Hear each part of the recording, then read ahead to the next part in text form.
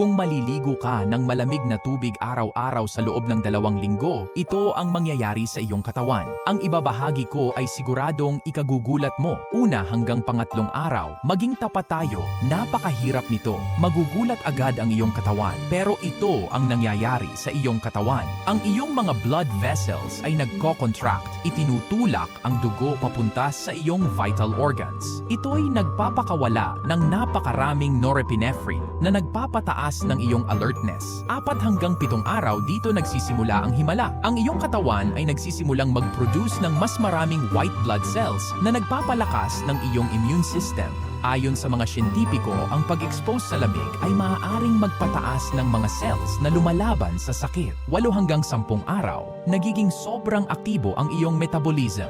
Ayon sa pananaliksik, ang malamig na shower ay maaaring magpataas ng iyong metabolic rate na tumutulong sa pagsunog ng taba kahit nagpapahinga ka. Mapapansin mo rin ang mas mabilis na recovery pagkatapos ng workout dahil binabawasan ng malamig na tubig ang inflamasyon. 11 hanggang 14 na araw.